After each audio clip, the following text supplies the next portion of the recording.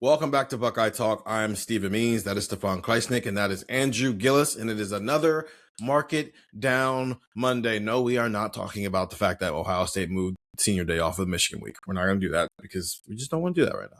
It's fine. I did write a column, cleveland.com/OSU, about why I think it's a good idea. You can go check that out there. I also sent some texts to our texters when it happened on Friday afternoon, 614-350-3315, 2-week free trial, $3.99 after that. I actually think it's a great idea. Instead, we are going to mark down some stats. I also sent a survey to our texters earlier last week with a series of different stats. I think it's 9 different stats that I sent. I'm not good with counting all the time. I had to double check a lot of my own numbers while I was doing addition during all of this because I didn't go to school to be a mathematician. I went to school to cover sports, and I succeeded at my mission of going to school and covering sports because I went to school and this is what I do now. But it's time to mark it. Do you guys like this Market Down Monday pod? It's usually the trickiest one, okay. not just because math is involved, but also because you're trying to figure out like how some of these games are going to pan out. Mm-hmm. You know what the trends of like how this offense is going to attack. So it's tricky because numbers are involved, and that always gets tricky. But it's also fun because you kind of get to you get a tangible way of talking about like what you think this offense or this defense is going to look like this year, and what certain players are going to look like this year. All right, cool. So I'm doing a good job. I think so. Right, you've done a good job the last couple of years of also providing numbers that I think are statistically like where the line should be set. Like good over-unders. If this sports journalism degree doesn't work out, you could go in Vegas and start putting some numbers out. Except you would always Vegas would be like, why do we keep losing on money? Why do we keep losing money? Because Oregon is plus 8.5 against Fresno State. Like why does Steven keep thinking they're going to lose these games? I'm just like, give me the over-under for James Franklin points in the fourth quarter. Who's he playing? I'm just throwing like numbers off. Penn State has a tough whiteout home game against Oregon. They're minus 2.5. Why is Steven telling us to make it Penn State plus 9.5? Penn State plus 9.5. Why everybody got rich? Why Steven got fired from his job in Vegas because everybody started getting rich off Las Vegas. I'd read that. The moment James Franklin wins a big game, Steven has gone bankrupt. As his city of Vegas is like, oh my God. MGM is like, hey, we literally have to sell this real estate. All right. Well, then, you know what? That made me feel better. I have a job in Vegas waiting for me that may burn Vegas to the ground or ruin me forever. 9 different stats. We'll start with the quarterback, and it is how many passing yards will Julian Sayin have in 2026, and the options I sent to our texters were less than 3,000 yards, between 3,000 and 3,500 yards, between 3,500 and 4,000 yards, between 4,000 and 4,500 yards, and more than 4,500 yards were your options. And we're doing this through 14 games. That's what I decided, like, we're going to do these through, because I just think logically that should be the floor for any Ohio State season, is you get to 14 games, right? Whether it's because you played 12 games, you played in the Big Ten championship game, and then you played in a playoff game, or you played 12 games, maybe you didn't play in the Big Ten championship game, but you won at least one playoff game, you should be playing at least 14 games a year. I think that's a fair, Gillis, like expectation on any given year for Ohio State, right? You'd think. You'd hope. Like last year, they played 14 games, and it was kind of a mess at the end of the season. Sure.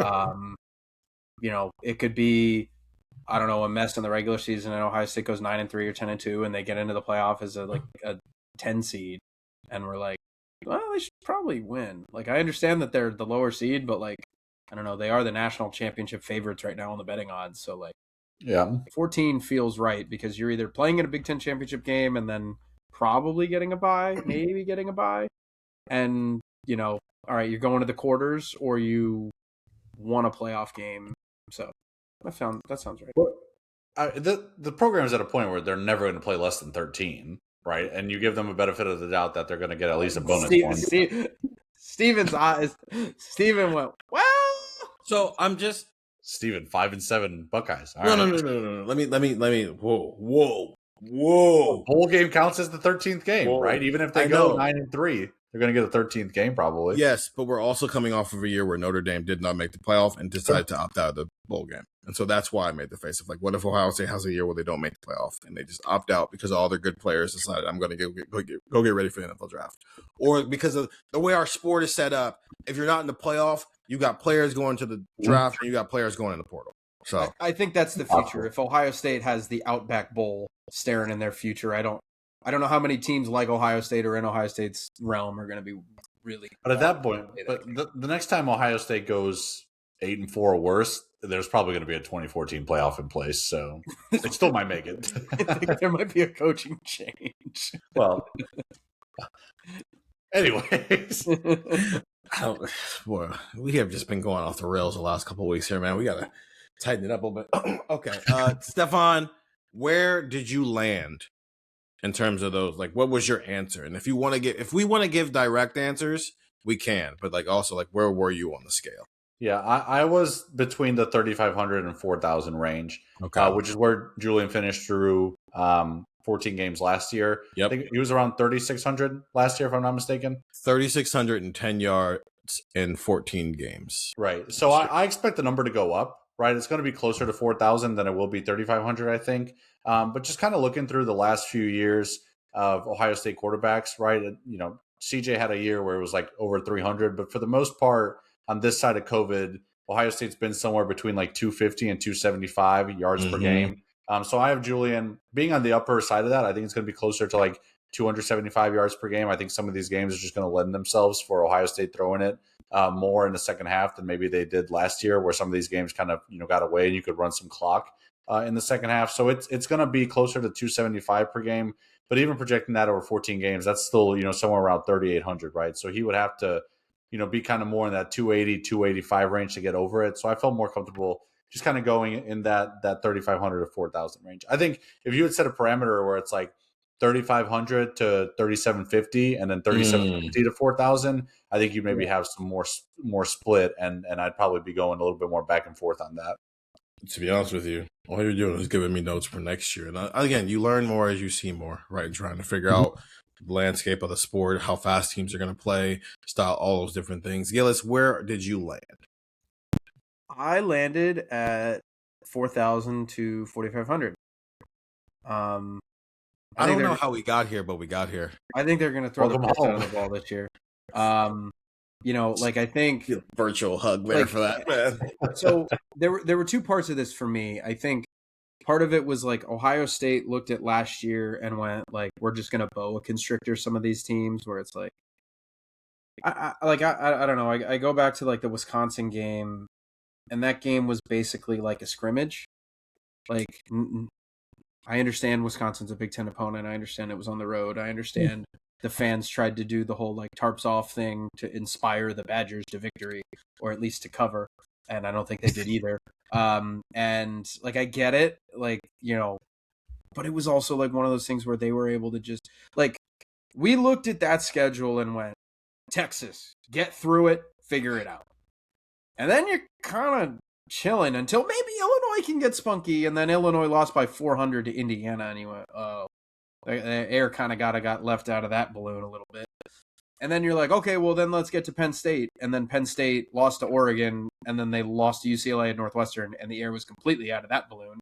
And then it was like, okay, the schedule just kind of presented itself to that level to where you could say like, okay, they don't have these game, like, I don't know, like last year, I think we were looking at this schedule being like, okay, the Washington game is interesting. I think they were only like 10-point favorites against Washington, but they played like Minnesota, Wisconsin, Purdue. Like there were just a lot of games where you could almost treat them like a controlled burn, like you were like a firefighter treating it like a controlled burn.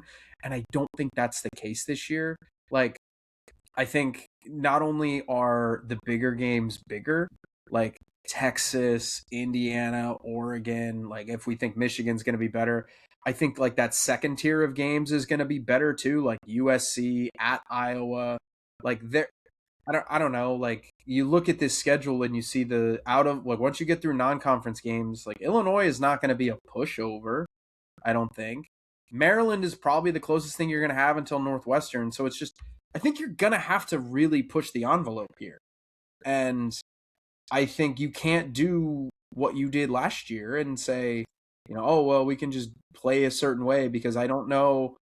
I think the defense is still going to be good. I don't know, like, if we get through the season and think to ourselves, or we even like look to ourselves and go, oh, well, like that was probably the best defense in college football, because the only other defense that was better in yards per play was Texas Tech. And Texas Tech did not play.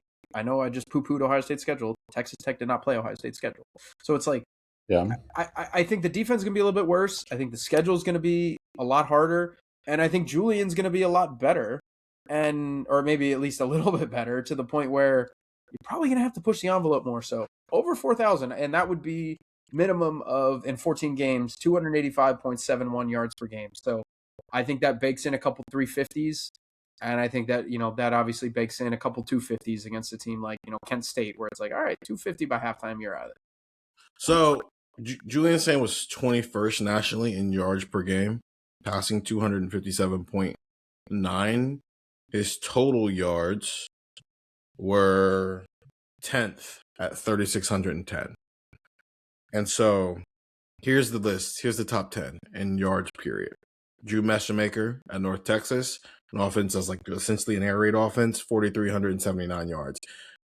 Darian Mensah at Duke, 3,973 yards. Trinidad Chambliss at Ole Miss, 3,937 yards. Carson Beck, 3,813 yards. Jaden Maeva, 37-11. Nick Mitsushi, I hope I'm saying that correctly, from Delaware, 3,683 yards. Baylor Sawyer Robertson, a.k.a. Stefan's Heisman Trophy finalist pick. All right. Yeah, 3,681 yards. Caden Veldkamp from FAU, 3,641 yards. And Chris Jennings at SMU, 3,641 yards. Fernando Mendoza in 16 games as the Heisman Trophy winner, 3,535 yards.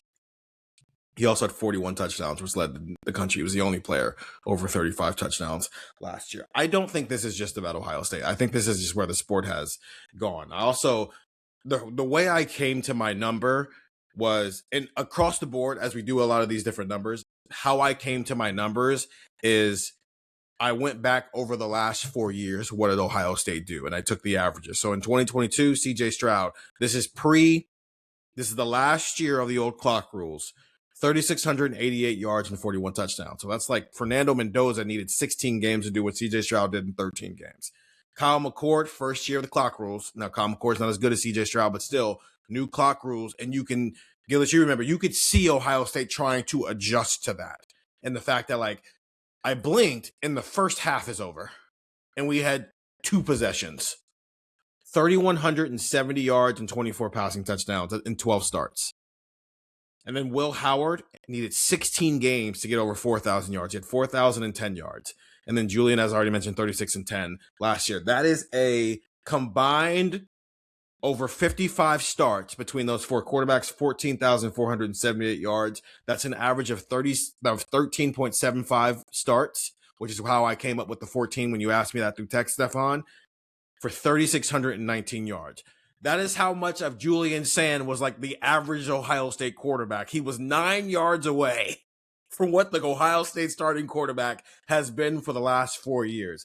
And so that's my number, 3,619, which puts me in the 3,500 to 4,000 range. And I don't think it has anything to do with, is Ohio State going to play slower or faster? Because part of the reason I think they were so slow is young offensive coordinator who had never done it before. So maybe you're getting calls in late. So you keep snapping the ball with 2 seconds. Mm-hmm. And you know who that helps? Akeem Mesidor and Ruben Bain. Because I don't know, if I look up and I see 1 second is on the play clock, I'm teeing off because I know when you're going to snap the ball, which is why when Arthur Smith was talking about you have to use things as a weapon, yeah, sure. Sometimes you're going to take it down to 1 second. Sometimes you're going to snap it at the 17. Sometimes you're going to snap it at the 7. You have to. That's why the cadence is so important. I just think the way this offense might run, I don't know if Julian's going to rack up a ton of yards because they're still going to run it. But as we transition this conversation into passing touchdowns, I think that is where the number gets hiked up.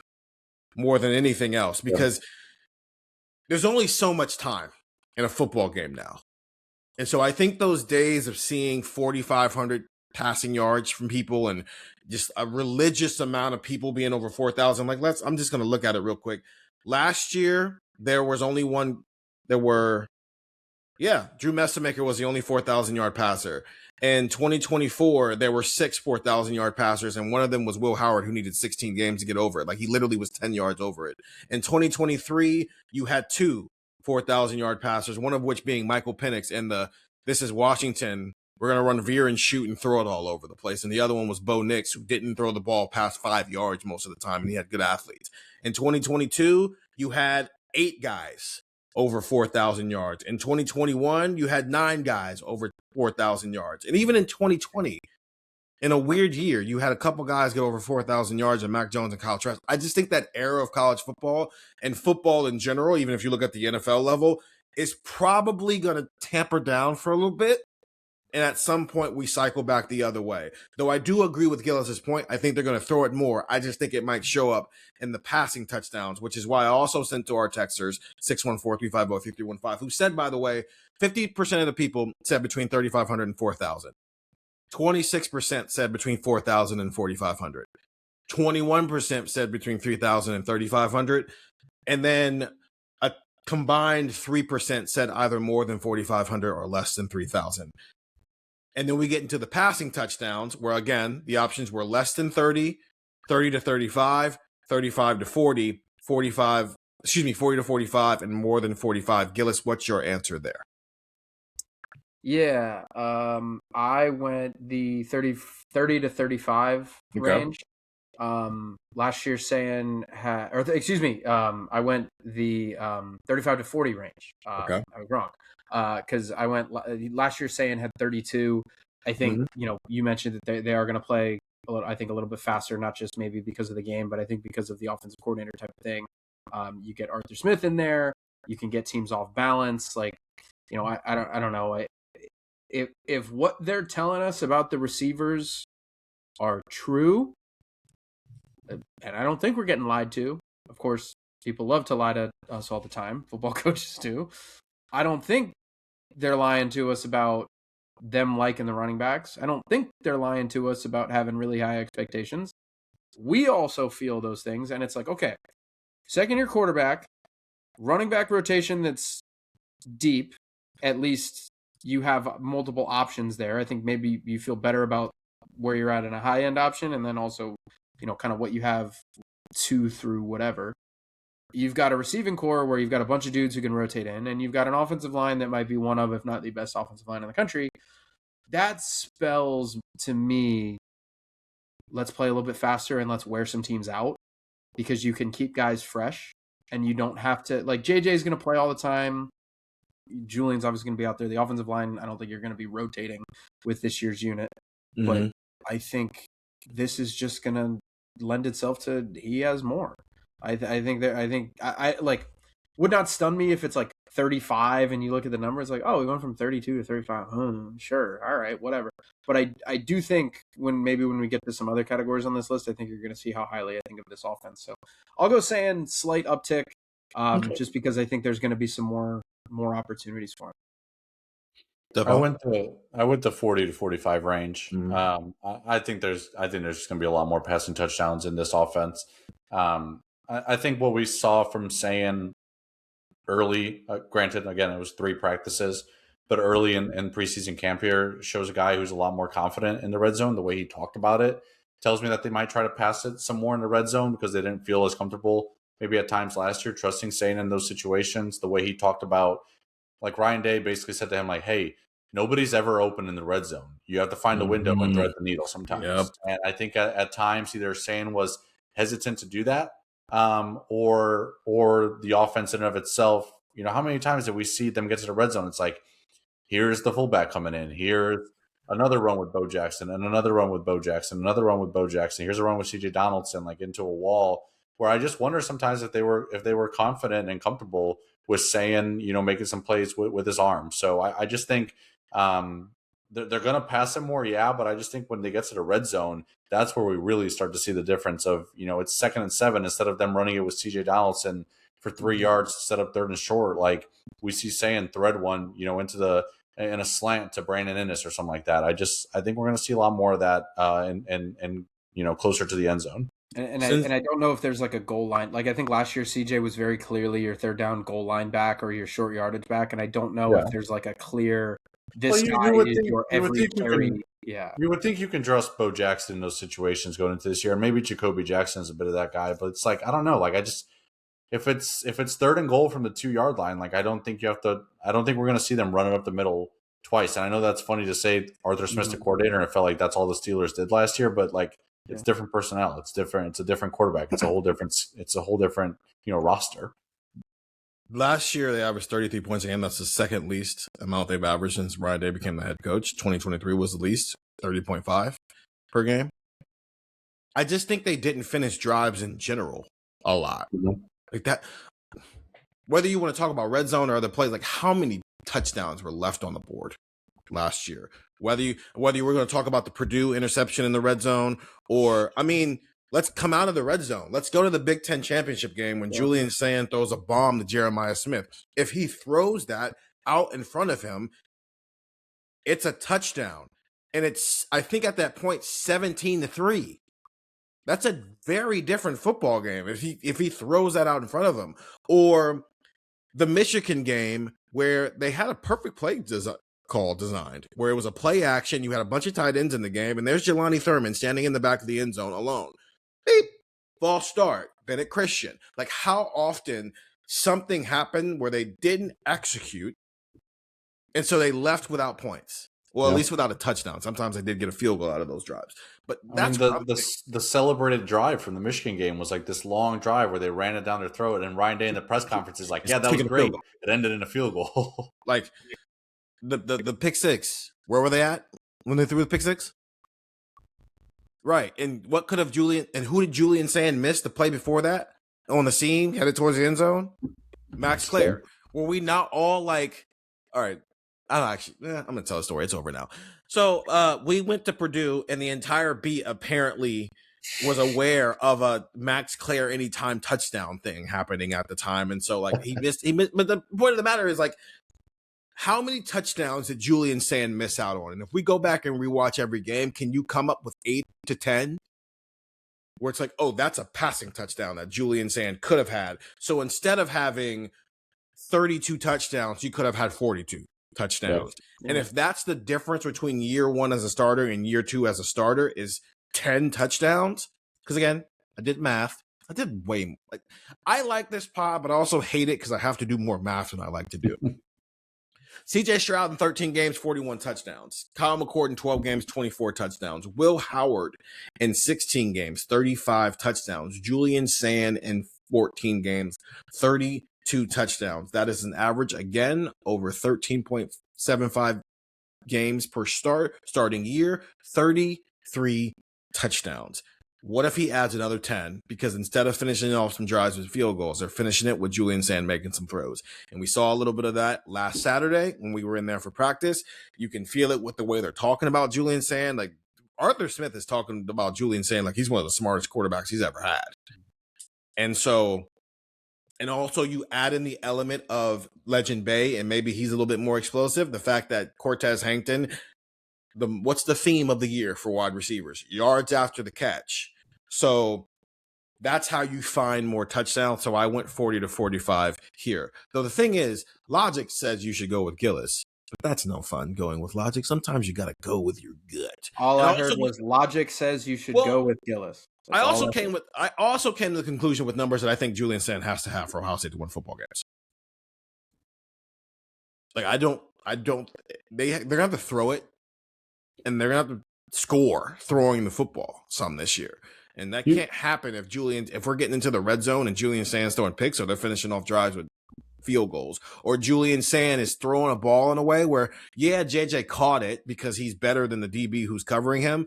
But instead of it being a 45-yard touchdown, it's a 35-yard reception.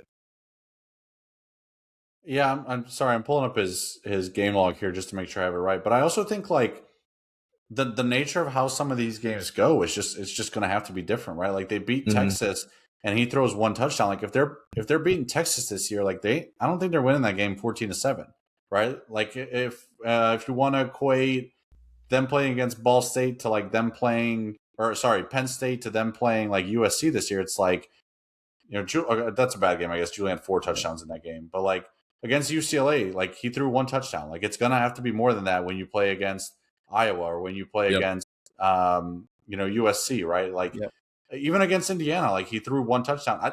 I don't know if that game in Bloomington this year is 13-10, like it was last year.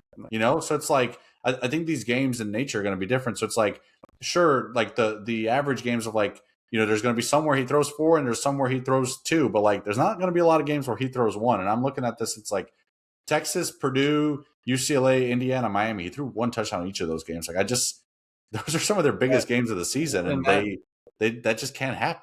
And that was what I was saying earlier about like, the yardage thing, where it's like, not only do I think you have more kind of high level matchups, like okay, Texas, let's just say same thing, but like you're adding Indiana and Oregon to a schedule that last year did not have another top 10 team on it. Right. And I think we think both those teams are going to be very good. And I understand the schedule could fall off in that, but like the other part of this too is like we got through the Texas game and you could tell like Ryan was a little giddy because he was like, we really held it back because we were like, whatever.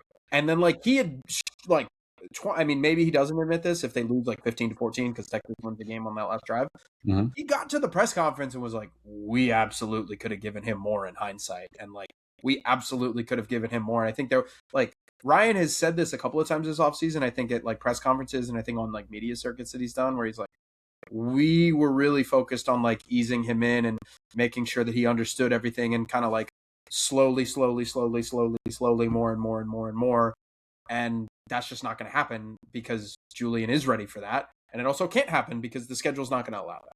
Yeah.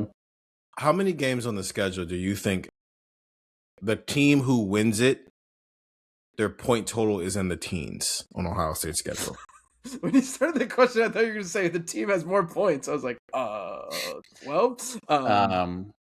where the team that wins is in the teens? Yes. I don't know. It might not be. I don't know. I'll say 1 for the sake of like maybe the game at Iowa was just weird and Ohio State wins like 17-8. Okay.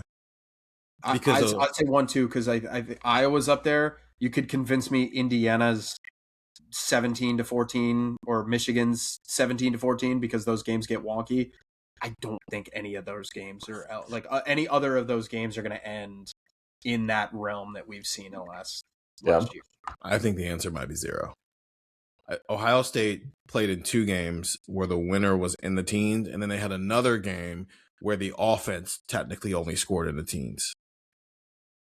Because like Miami, 7 of those points were scored by their defense. So like if we're just going strictly based off what the offense did, Ohio State won a game 14-7, lost a game 13-10, and lost a game 17-14. I don't think that's how this year goes. Yeah, struggle to see it that way. Yeah, I also think like part of it too is like we look at last year's schedule and we say the schedule wound up being a lot easier than we thought. The quarterbacks on that schedule wound up being a lot worse than we thought. Arch was not ready yet. Arch was not ready to go yet.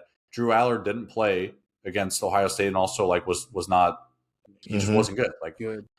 Even the UCLA game, like Nico didn't play. Bryce Underwood was not nearly as good as we thought he might be as a freshman. Like Drake Lindsey ended up being the one who like kind of like lived up to the hype. He was exactly what we thought. Drake Lindsey was the best quarterback they played last year. Drake Lindsey Luke or Damon Williams. Yeah, either Drake Lindsey, Damon Williams, or Luke Altmaier. Right. But it's not just in Ohio State. Like Texas knows Arch has got to bring it.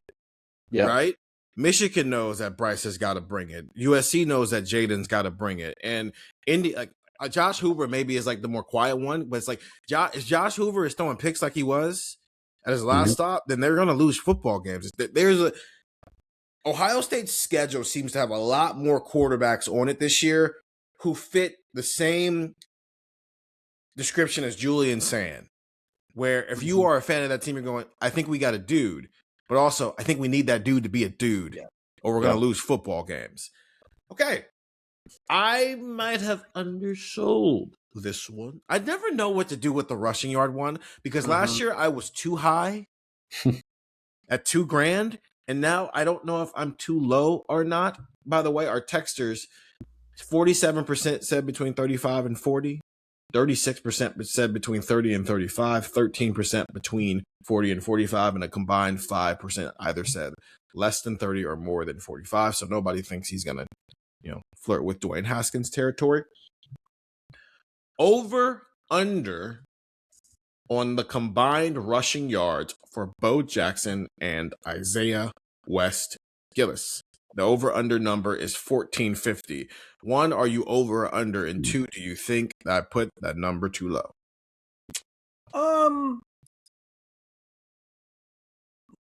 Okay, well, so I'm over. Okay. But I don't... I don't think it's... I think maybe a touch too low. I think this is one of the... to use what Stefan was saying, I think this is one of those lines where if it was sitting out there in Vegas... If you get it early, you get a good number, and if you wait a little bit, it's probably at 1550. You're probably a little bit, but I don't know. I think this offense is going to be really, really good. And I'm not saying if you go under or whatever, you think it's going to be bad, but I don't know. You're saying Bo and Isaiah. What if somebody out there is I think Julian's going to throw it all over the yard, and so Julian's not going to throw for 4,600 yards, and Bo Jackson and Isaiah West are not going to combine for 2,000 yards. Right? There's a statistical limit to this. So I don't know if somebody out there thinks that's the possibility for this offense. That's a reasonable thing to go under for those guys. If you think they're going to do that, or maybe you are really in on Legend Bay. Or maybe you think Jacoby Jackson is going to eat up some of those yards, and you're going to go, why are we doing this? And what's going on here? So maybe you're in on Julian Sayin becoming more of a runner. I don't know. So I think maybe a touch too low, but I don't think it's crazy to also say under because of another couple of mitigating factors. And that's just either they're going to throw it a lot, or maybe the running back room is just a lot more varied than you think. Stefan? My initial reaction was this number was way too low, and then I picked the under. So that's how that went. I think going through the past 4 years of Ohio State running back duos, I think people would be surprised to know how often the top two guys finish below 1450. I can give you the stats if you don't have. Yeah. Okay, cool. I looked at it, but I didn't write it down, so go for it. Okay, cool. Yeah, I got a little nerded out with this. I'm sorry. This is why I don't do math. I get really math nerdy. Okay, so last 4 years, 2022, and you build in the fact that some of these guys are dealing with injuries, but still, these are the top two. 2022, it's Mayan Williams and Travion Henderson. Mayan had 825 yards. Travion had 571. That's a combined total of 1,396. So that would be under. 2023, it's Travion Henderson and Chip Trainum because Mayan was dealing with injuries. Travion had 926.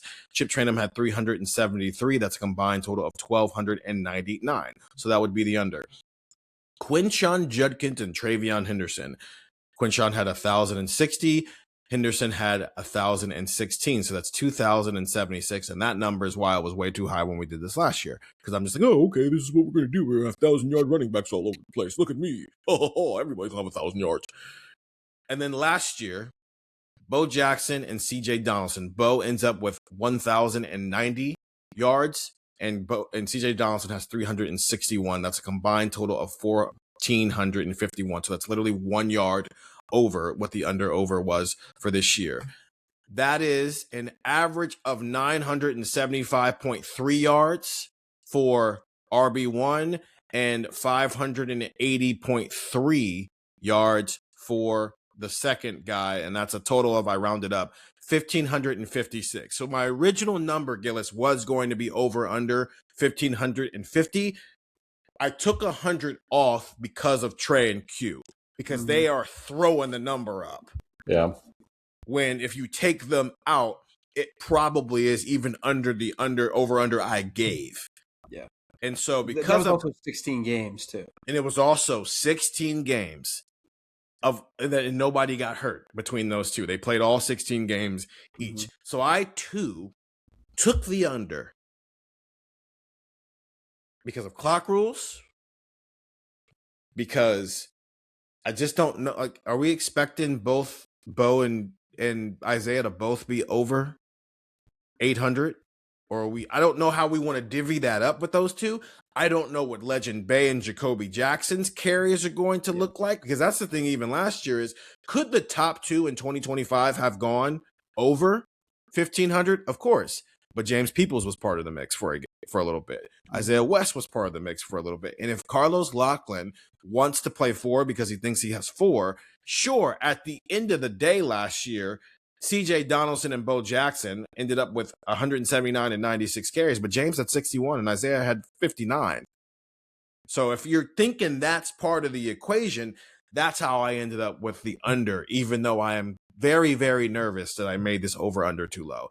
And our texters agree with you, Gillis. They're 92% over, and I think it's because they think the number's too low. 92% over is one of those things where it's like you see like a college football betting line. Are you going to go the other way? Hey, yeah, 92% of the public is betting on like Michigan -3 versus Michigan State, and you're like, oh, yeah, boy. Party. Uh-oh.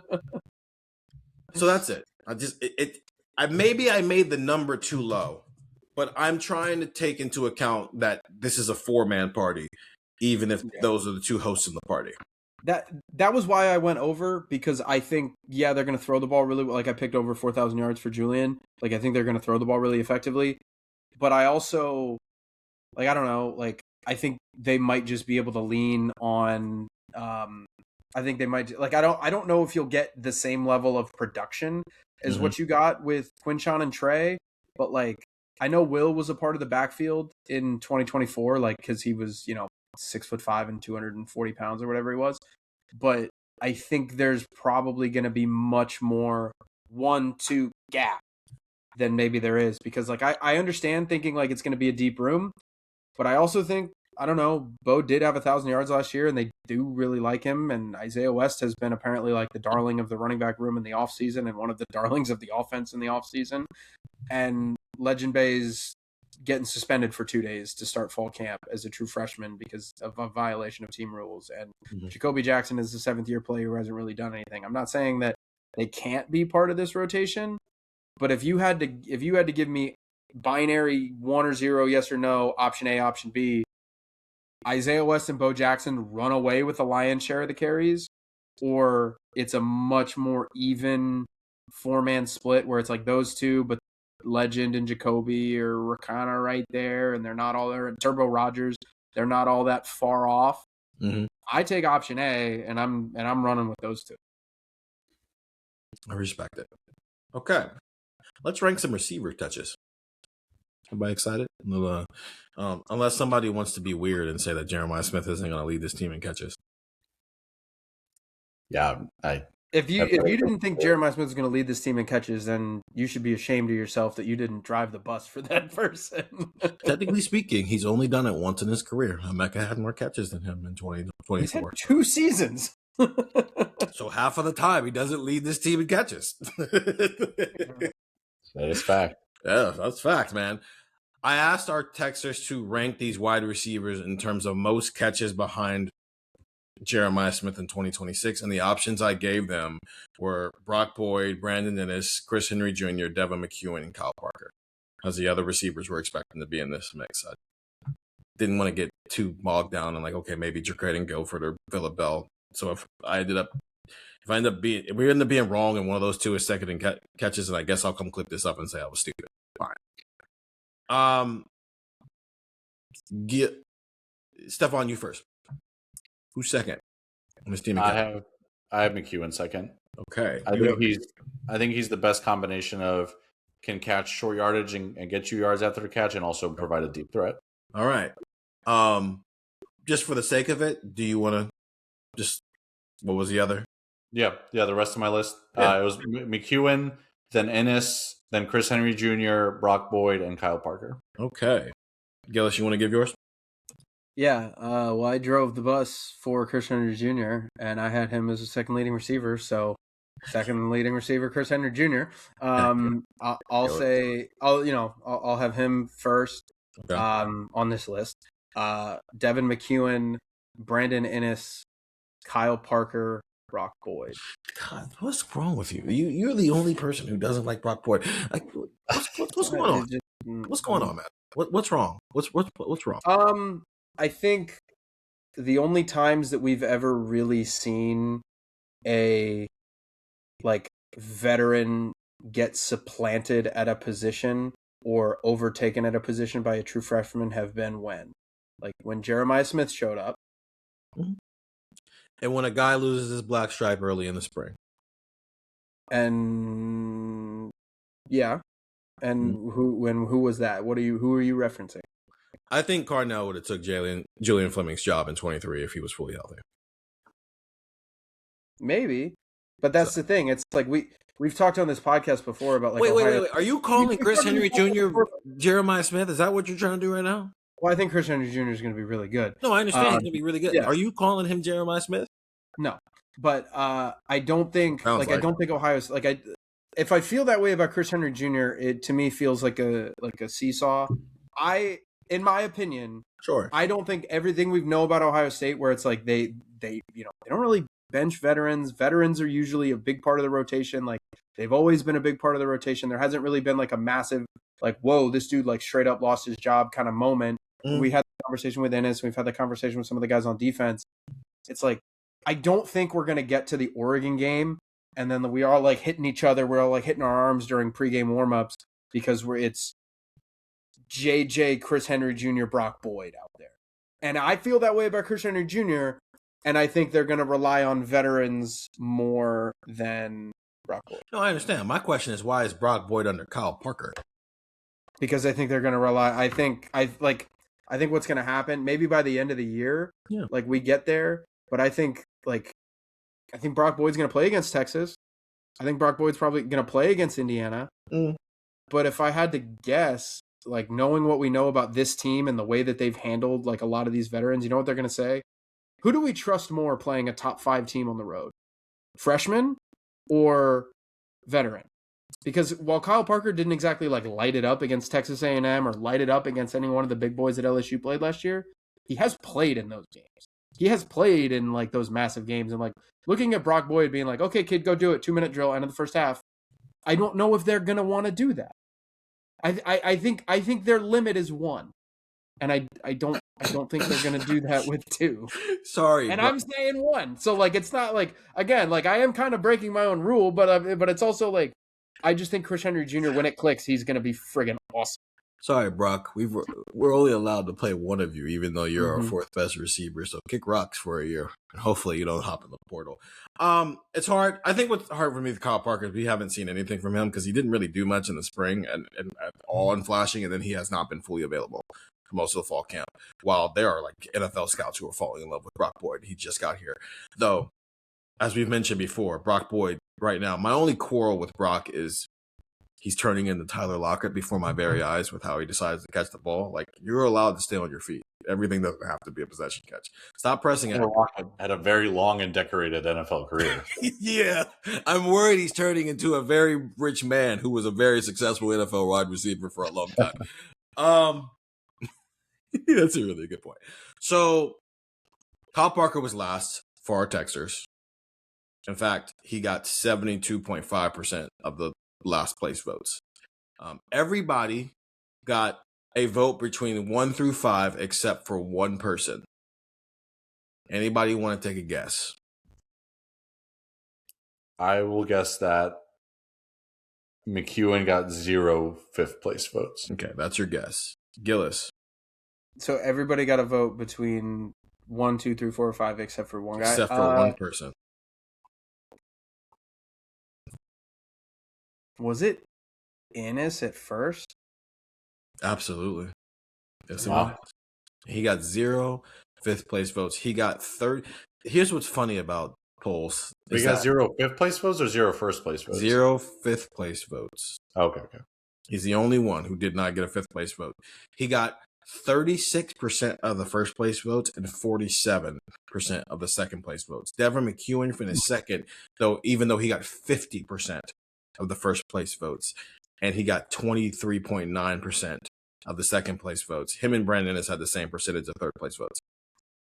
So, I think that I'm also thinking, I'm wondering if this is how Ohio State ended up being if they are the number 1 team. That comes out today. if they're number one, I'm wondering if this is how it happened. Yep. Maybe they don't have the most first place votes, but there's just, and Stefan keeps telling me, it's like, yeah, because no one's putting them any less than 3. Well, no one's putting Brandon Ennis any less than 3 in this thing. And he's got a good chunk of votes of 1 and 2, so he's going to be number 1. The full order was Brandon Ennis, Devin McEwen, Chris Henry Jr., who got 10% of the first place votes. Nobody else that got more than 10% than those 3. And then Brock Boyd was 4, Kyle Parker was 5. That would probably be my order. I'm marking down Brandon Ennis for this is second on the team in catches, though I don't think he'll be second in yards or touchdowns this year, which is like that happens sometimes with slot receivers, right? Like Emeka Egbuka was first on the team in catches last year. He was not first on the team in yards or touchdowns in 2024. Last year he was in the NFL. I don't know what his numbers were for the Buccaneers because I'm covering the Buccaneers. Ranking these 5 could be really interesting because I think you could make a case like a reasonable case of like Ennis is the leader in catches because he just goes 6 for 30. But McEwen is the guy who goes 4 for 60, and Chris Henry Jr. is 6'5" and change, and is the touchdown leader. Like I think it's a very interesting concept because I think realistically, I think if you were to say catches, and then if you would have another section for yards, and you would have another section for touchdowns, not Looney Tunes for me for somebody to say I have a different guy in the top position for each one of those 3 categories. Yeah, the only problem is that would have been obsessive of me. People already know I love wide receivers, and I can't turn this into a wide receiver day podcast. It would be too obvious. Or, go ahead. Side note, because I was very intrigued by it, Tyler Lockett played football last year and had 291 receiving yards for the Raiders. Sorry. He started with the He started with the Titans, got traded to the Raiders. And like Browns, pretty good defense last year. Tyler Lockett had 62 receiving yards, 15.5 yards per catch against them. Like with, you know what? I'm assuming Geno Smith was throwing them in that game. Keep in mind, Browns won that game 24-10. That might have been Shadur's debut. Browns won that game 24-10. Tyler Lockett, 62 receiving yards. You want to know why he's still playing? Broncos, good defense. Broncos had a great defense. 10-7 loss for the Raiders. 44 receiving yards for Tyler Lockett. You want to know why he's still playing? Because he keeps falling down as soon as he gets the ball so he doesn't get hit. I didn't say it wasn't a smart thing to do. I would like to see him do something with the ball in his hands. I wonder if he's very curious to see if he's on a roster this year. Probably. Tyler Boyd is listed as bigger than Tyler Lockett. Tyler Lockett 5'10", 182. Brock Boyd 6'1", 1. Oh no, it's not a player comp. It's a catch the ball and fall down. No, I understand, but they don't play anything like each other. Like Tyler Lockett falls down because he'd get exploded if he got hit. No, sure, I understand why Lockett is doing it. This is not about I think Brock Boyd plays like Tyler Lockett. No, he does this one thing that Tyler Lockett is very known for constantly doing, and that's getting the ball and then falling safely to the ground before he gets touched. I do love the idea of Jeremiah Smith being like, I looked up to like Michael Jordan and Kobe Bryant. Chris Henry Jr. is like, I looked up to Justin Jefferson and Jamar Chase. It's like, Brock Boyd, who'd you look up to? Tyler Lockett. Yeah. All right. Who knows? You get Super Bowl ring and have a 15-year NFL career. Yeah, he's still getting a check. That's what matters. He's still out there. I guess the Raiders did have Pete Carroll last year, so maybe that's a little bit there. Listen, that's not his problem. Hey, could Ryan Day be a coordinator for the Raiders in 15 years and Brock Boyd's still looking for a job? Like, well, welcome to Vegas or wherever Ryan, they are at that point. I can give you 25 for 415. Come on, man. I can get the job done. All right, tight end catches, which has become a consistent evolution during the day era, because there was a time where we would do this and like, as the tight end, and I have 20 catches, and now it's like, oh, okay, well, now we can have like normal conversations about the tight end position. Ohio State's starting tight end over the last 4 years. Cade Stover in 2022 had 36 catches. The following year, he had 41, and then that number dropped down to 27 with G. Scott, and then jumped right back up to 43 with Max Clare. That is 147 catches for the tight ends over the last 4 years, and an average of 36.8. That's my number is lower than that, but I'll give you the options first. 29 or less, 30 to 35, 36 to 40, 41 to 45, or 46 or more, Ohio State's starting tight end in 2026 will have Andrew Gillis. I'm going to say 29 or less. Last year I was really in on the Max Clare experience. This year I feel better about the receiver depth, at least the floor of it. Like, if you had to ask me how I think this offense is going to operate in the passing attack, I think it's going to be, think of it like a NASCAR race where you've got some car that's way out in front of everybody, and that's Jeremiah Smith. And then you've got the rest of the cars that are like riding together because they're drafting off of each other. And it's like 2 through 5 are just all in a clump. And I think that's what's going to happen. And I think Ohio State, like, I don't know, like, and like, really, I think you could make a case for any order for in terms of catches between like Henry McEwen and Innis, probably, like maybe, but like, I don't know. Any single one of those guys getting 30 catches this year is not out of the realm of possibility. And what I think is going to happen is it's going to be like JJ with a ton, and then you're going to have like 5 guys somewhere between like 20 and 50. And I think that that's how this receiving core is going to shake out. And if that's the way it shakes out, like, are we sure Nate Roberts is going to play as much as they played tight ends last year? Because we looked at it and said, okay, they feel really good about their tight end room, but they also are not really confident in their receiver depth. Mylan Graham, Quincy Porter, like, you didn't see what you wanted to from them. Like, Quincy was hurt. Mylan, just the consistency wasn't there. I think I think you're going to be sweating it. Like, I think if you do 29 or less, you're going to be sweating it through 14 games. But like, I don't know, Nate Roberts having a 25 catch second season in a loaded receiver room where there's 4 guys ahead of him because they all have 35 feels reasonable to me. I'm at 29 or less. I don't think we're going to sweat it too much. I don't think they're going to throw the tight ends a ton. If Julian Sayin's getting the ball out quick to these receivers in space, then it's just like it felt like last year at times and listen, Max Clare was more of a receiving threat than your average tight end, I think. But it felt like at times there's just these long developing plays where you're just looking at the check down and there's Max Clare ready for reception. I think there's going to be balls out a lot quicker, and it's not going toward the tight ends. So that's why I'm glad I did it the way I did it. I said Ohio State's starting tight end and not just a tight end. I think we could live in a world where the tight ends end up getting the same amount of targets as they did last year. It's just more spread out. Yep. It's not, Max Clare has 43 catches, and then Will Kazmarek has 15, and then the next close, Jelani had 7, Bennett Christian had 5, and Nate Roberts had 4. And how many of those came in? What game was that? The Grambling game, where I think it's like Jake Butt was on the call, and it felt like it was National Tight End Day for the Ohio State room because all the tight ends were getting involved.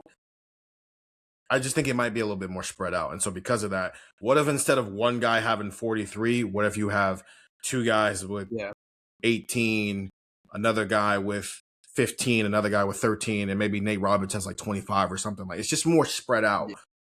And the only real gap is like JJ to the next guy catching the ball, period, in this world. So I, too, am at 29 or less because of that. Our texters have adapted with the times, though.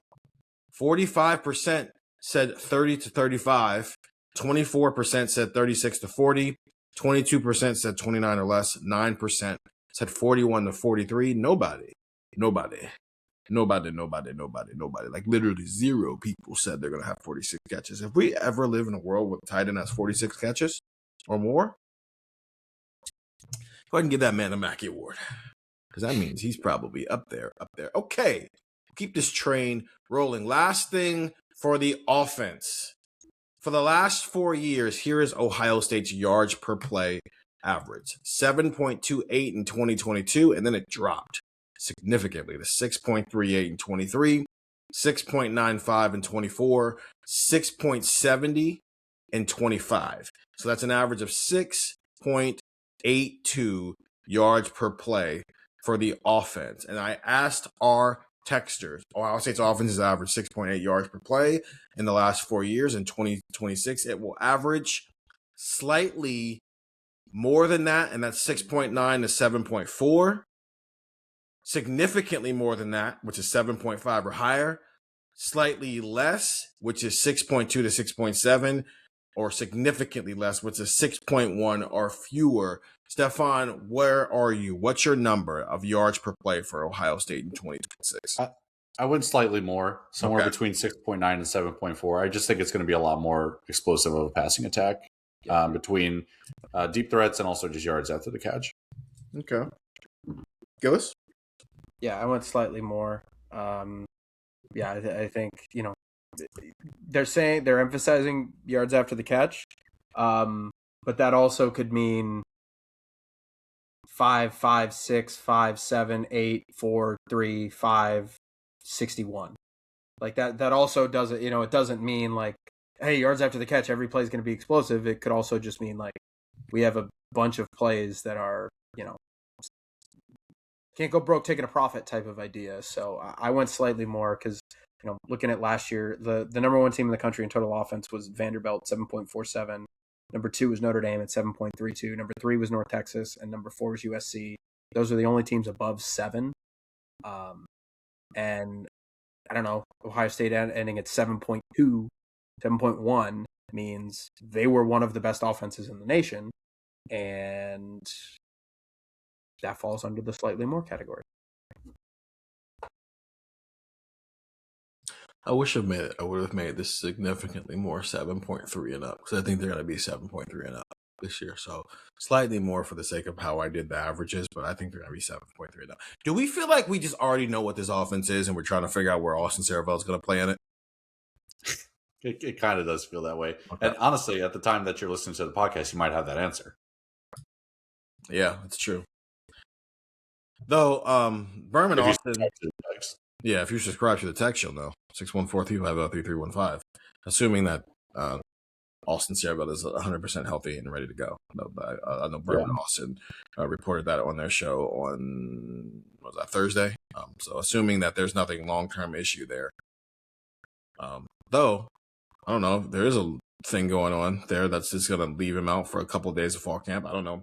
Having a scrimmage where your offensive line has to be Ian Moore, Luke Montgomery, Carson Hinsman, Josh Padilla, and Phillip Daniels. That's a great way to put all 3 of those guys that were in battling for a starting spot up against the ones all day and figure out which one you like. And you go, we're going to substitute that guy with Austin to the one you don't like. Yep.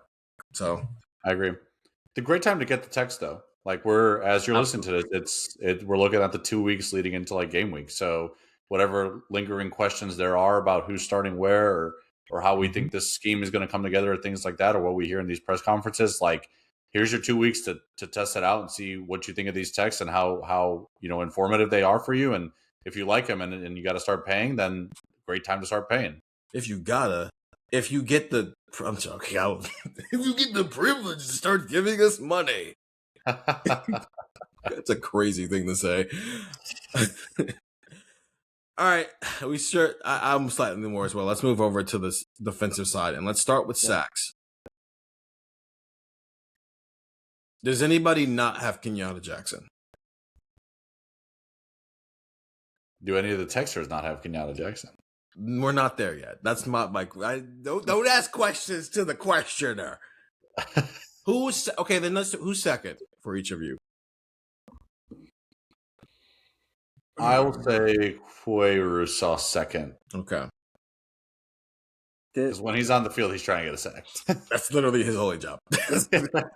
Go get a sack. I hated this. I hate that you asked me this.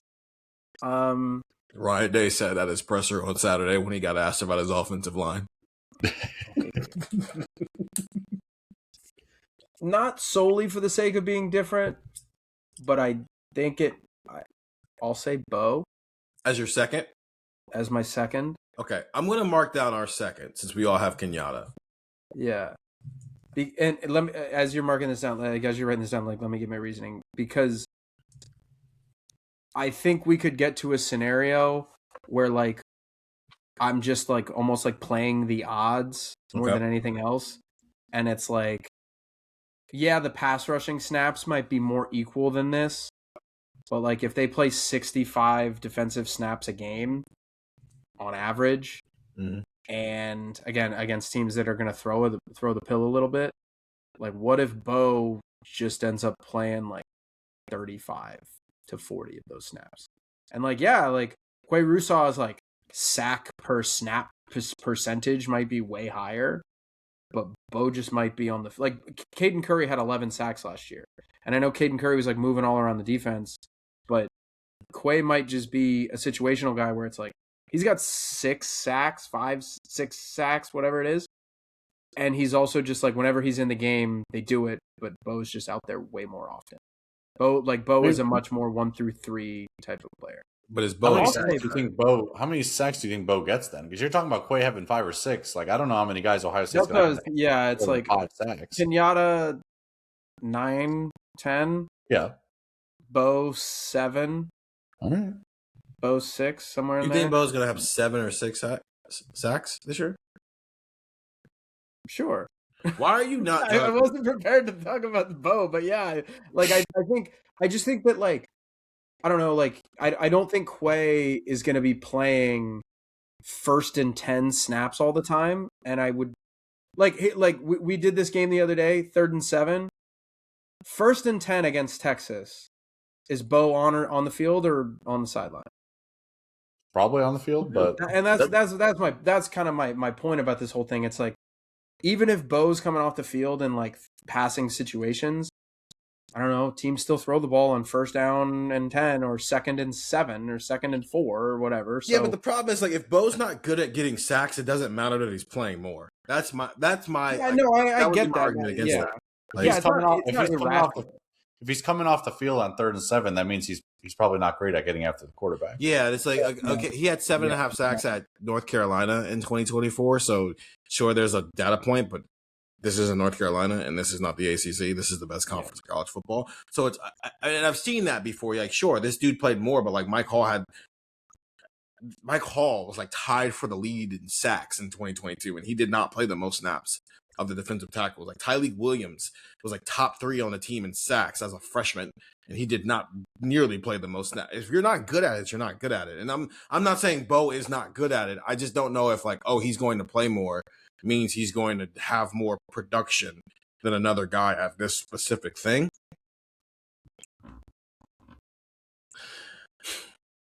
It's funny because the reason we all have Kenyatta number 1 is because like we think he has to be number 1. Because if not, I also don't think he's leaving the field. Sure, but I don't like if he was on the field the entire year last year and he didn't lead the team in sacks. So it's not about like who's going to be on the field. It's who's going to be productive when they are on the field.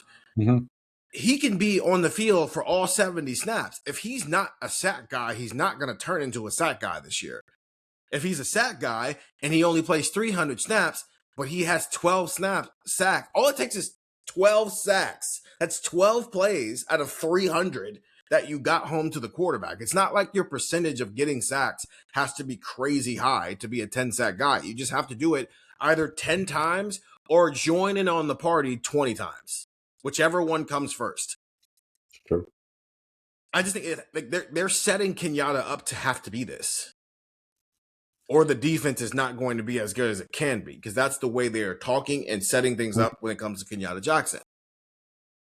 So here's the order for our Texers in terms of most to least. Kenyatta had the most. Hey, who's your number 2? I'll get to it in a minute. I'm setting it up. I gotta set it up. Kenyatta had the most. It's not even close.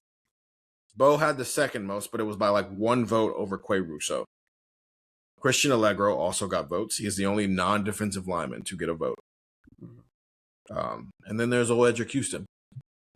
Yeah. If I'm serious, man, if Edric Houston looks all season the way he looked during those first 3 practices, especially the 3rd when the pads came on, he's not going to be here next year. Yeah. So I picked him second. He's my second leader in sacks. I almost, to be completely honest with you, I almost made him number 1. But Kenyatta's on the edge. So it's a little easy. I was gonna say that's not a bad take. I think that's a it's one of those things where it's like if you're wrong, your process was still fine, and if you're right, you look really smart. Because like I don't know, like if James Smith, Will Smith, John Walker all start eating double teams this year. Like, I don't know. We were all there for the Bill Landis line of questioning where John Walker was like, "Meet me in the hole" or whatever, like to Bill. Like, and he said he hasn't slimmed down. He's kind of playing at that weight. I don't know if they start eating double teams. You're telling me that Edric is going to get a lot of one-on-ones in the middle of that offensive line. That's okay. That's interesting. The statement from Kenyatta, they're putting me in positions where I can win, has just been in the back of my head of, okay, how many people does that criteria, like we would put under the criteria of Ohio State is going to put them in positions where they can win? Jeremiah Smith, Julian Sayin, he's a quarterback, so I guess we'll take him off. Jeremiah Smith, Brandon Inniss, sounds like they're going to scheme up things where the design is get you in a position where it's you against one dude and you be you. JJ, Brandon Inniss, probably Devin McEwen, Legend Bay, Isaiah West, and Bo Jackson on offense, right? Probably a fair bet right now. On defense, Kenyatta Jackson, Devin Sanchez. I would say Jalen or Little. It just probably depends on the snap. And I think Edric Houston is on that list of like how many times can we get Edric in a situation where it's him and a guard, and let's just see what happens. So I have Edric Houston as my second. I almost made him number one, but I didn't. Tackles leader. Does anybody not have Peyton Pierce? I actually just thought of something. If we could backtrack for 3 seconds, when was the last time an interior player led Ohio State in sacks? I don't know the answer to that. And I don't want to put you on the spot and say that you know. Mike Hall tied with Jack Sawyer in 22. 22? Okay. Yeah. Sorry, I just thought of that and I was curious about it. Yeah. Does anybody not have Peyton Pierce as the leader in tackles? I drove the bus, 100 plus tackles. So if someone has more than that, I should have driven the bus for them. You got on the wrong vehicle. Okay, so let's do number twos then for us, because our Texas also had Peyton Pierce number one. And it was like not even close. So who's number two for everybody? I'll say Jalen McClain. Okay. I have Christian Allegro. I think Allegro is going to rock.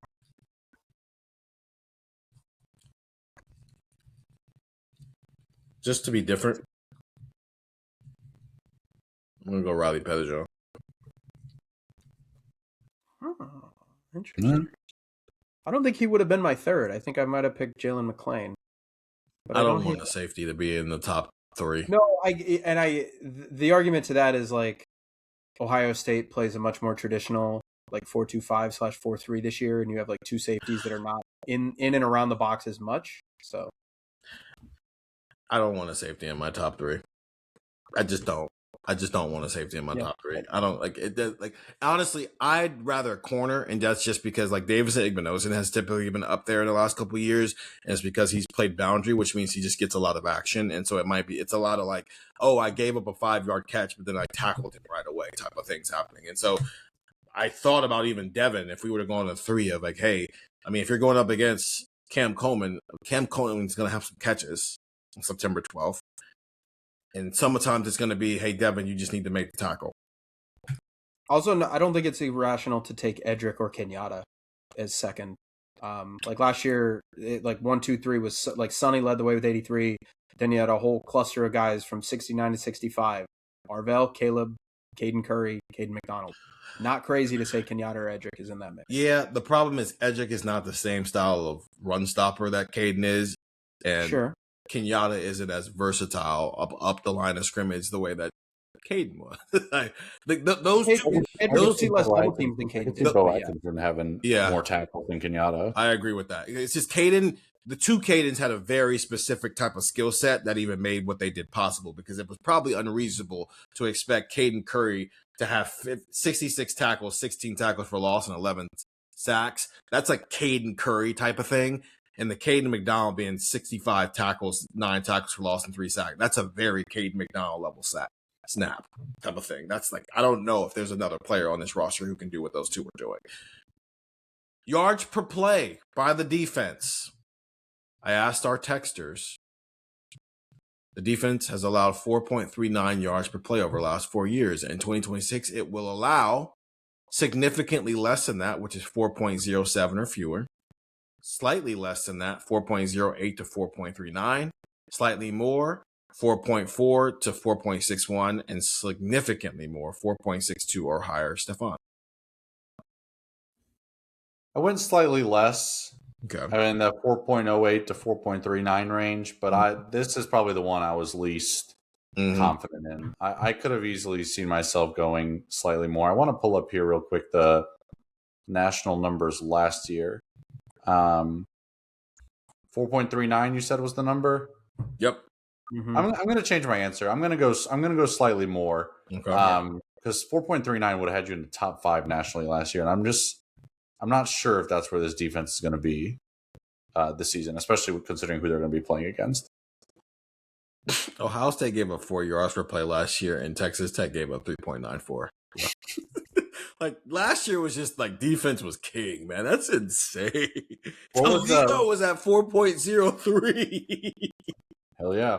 What was the slightly more option? What was the range? Slightly more option was 4.4 to 4.61.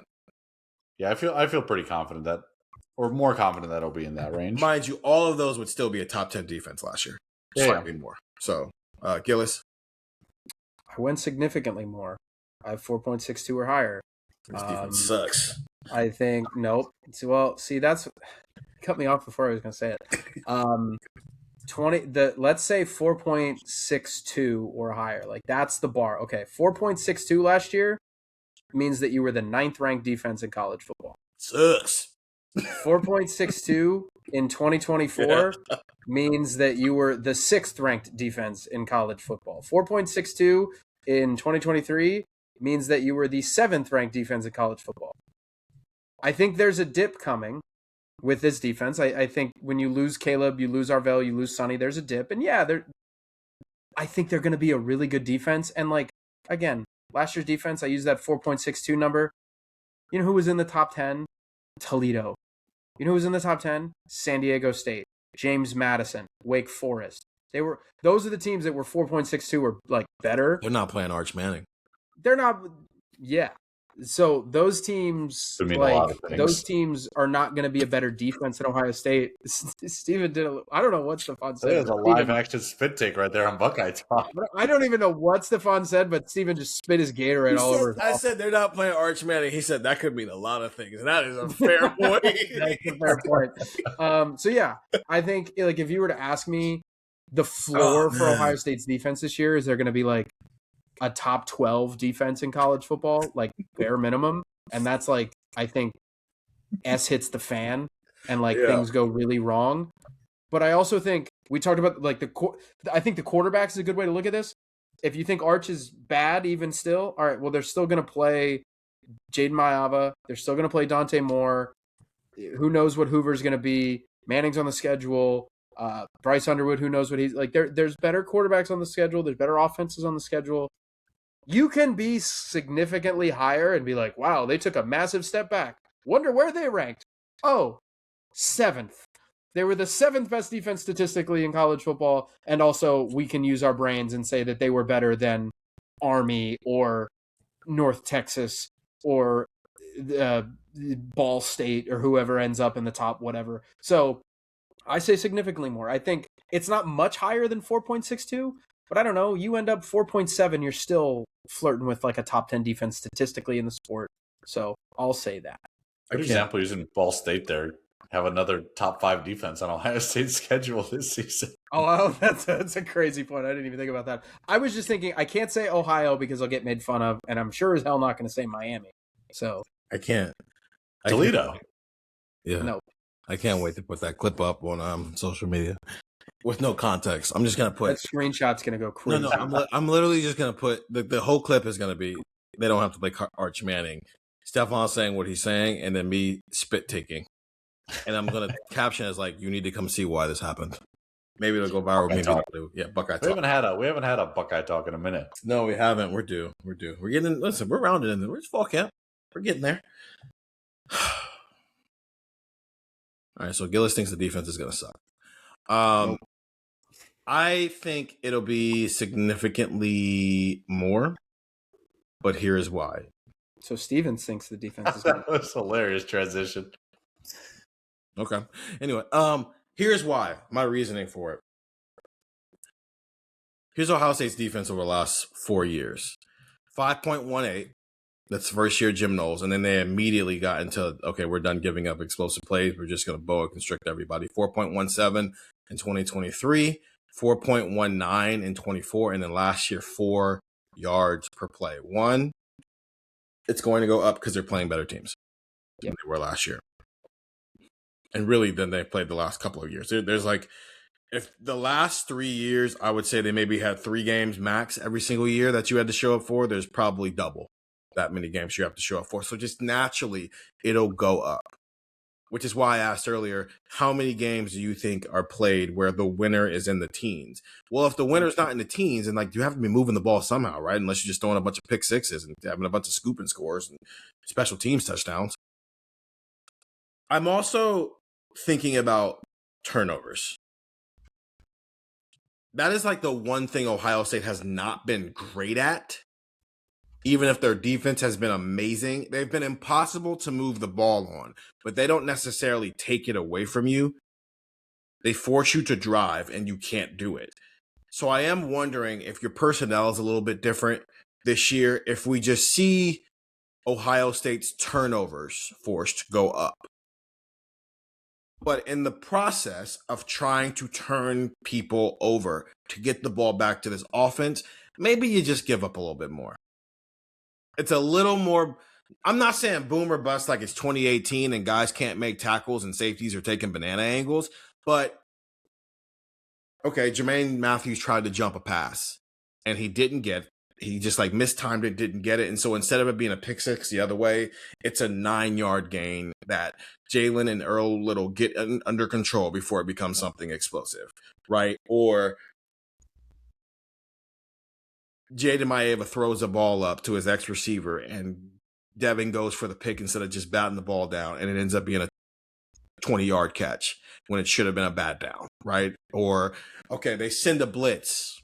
They send a zero blitz, and good quarterback diagnoses it, so it ends up being a play, and now it's like a 40-yard gain. It's not it doesn't mean it has to end in a touchdown, but it's just you gave up a little bit more because you went headhunting a little bit more than they've done the last couple of years. And so because of that, I am saying, yes, yards per play went up. Because, sure, you still had a lot of plays where it was a 0 gain or a 1 gain or a 2 gain or a 3 gain, but then you pairing that with, okay, there's going to be maybe a couple more explosive plays you give up. But the trade-off is we get to the end of the year and Ohio State's top 15 in the country in turnovers forced. So this is still like it's 2 ways to be an elite defense. You can be an elite defense and it's impossible to move. That makes teams drive. You bend and don't break, and then you get down to the goal line and you're getting goal line stands, which is what Ohio State has been for the last 4 years. Or you can get after guys. Yep. And I am saying, what if Ohio State is more of the latter this year, even if it means less just like flat out 3 and outs? So last year. Like, first off, there are a couple of stats to throw you guys' way. Do you know where Ohio State ranked last year in takeaways? Outside of the top 60. They're 75th. Yep. They had 15 and 14 games. That was really not good. Would you guys say that Indiana was one of the best defenses in college football last year? Because yeah, I would. Kind of a rhetorical question. They had 4.73 per play, 4.73 yards allowed per play. They also had 30 takeaways, which, yes, they played more games, but that also ranked 3rd in the nation. And I don't know. I used the example of a seesaw earlier. Ohio State ends up with 4.77 yards per play. And instead of 15 takeaways, they go to 24, 22.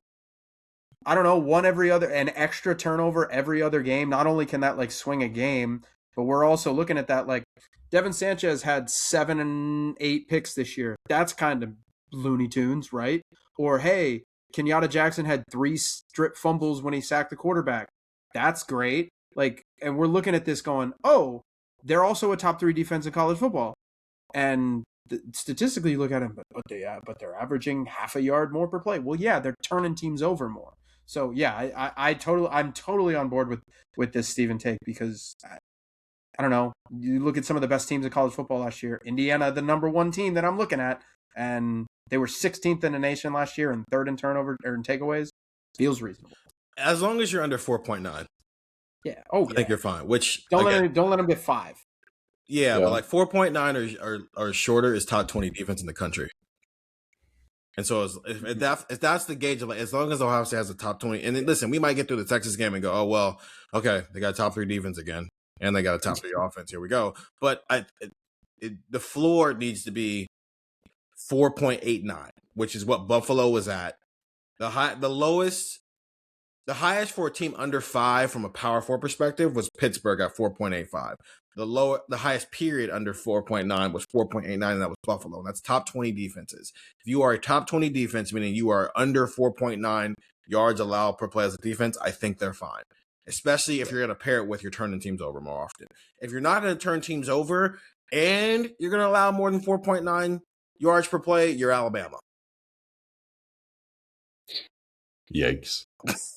You don't want to be Alabama. Hey, I got while we were talking about takeaways there, maybe a little fun fact before we wrap up here on this Market Down Monday. So since I've been covering Ohio State, so going into the 2024 season, they have 1 pick 6, which kind of feels like there should be more. Can you remember who it was that got the pick 6? So it's either 2024 or 2025 season. It was at home. They've had a lot of scooping scores. Oh, Gabe Powers. Yeah, Gabe Powers. Akron game. Yeah. So they've had what I was thinking, and it was Gabe Powers who was. Wow. I imagine I don't even remember it. It must have been garbage time or something. Yeah, it was an Akron game. Gabe Powers was playing. I was thinking of the Western Kentucky game where I think it was Jermaine Matthews had a pick 6. Yeah, that was 23. So that I was about to say Jermaine, but I've seen 23. I think I've seen 3, those 2, and then Damon Arnett had 1 against Indiana in 2019. No, I'm sorry, Sean Wade also had 1 in 2020 against Indiana. Was there not a? No, didn't someone have a pick 6 against Rutgers? Yeah, they actually had Denzel Burke, Cameron Martin. They actually had like a 4-game streak. Their defense sucked in 2021, but they had like a 4 or 5 game streak of like guys getting pick 6s. Jordan Hancock. So the Hancock had 1 against Rutgers. Yeah, while I was looking up the stats, they've had, like I said, they've had 1 across the last 2 seasons. Yeah, they had like 2023, they had 3 of them. Yeah, 2022, they had 2 of them. 2021, they had 4 of them in 2021. But I think they were like consecutive games in a row in 21 that they had them, because like Denzel had 1, Cameron Martinez had 1. Yeah, 2 other people had 1 that I can't. They were losing 10-0 in Maryland, and Josh Proctor had a pick 6. Yeah, so like they kind of do give pick 6s around here. That's something. They just need to get back to that. Yeah, let's get back to that. Let's get back to the business. Let's get down to business and defeat the Hun. 614-350-3315. 2-week free trial, $3.99 after that. If you enjoyed the spit takes, I'm not gonna do that again. That was very organic. Because now I'm going to be chasing it if I try to do it again. But that was fun. It was also long. That's Mark It Down Monday. Those are the stats that we are marking down this year. Passing yards, passing touchdowns, combined rushing yards of Ohio State's top 2 running backs. Who will be second in catches amongst the receivers? How many catches will the leading tight end have? We did second sacks leader because it just kind of became a Kenyatta Jackson show, if not. And we did second in tackles leader because it would have became a Peyton Pierce show, if not. And we'll have plenty of time to talk about both of them in the near future here. We also did yards per play offensively and defense. Up next week, Heisman Trophy time. Heisman Trophy time.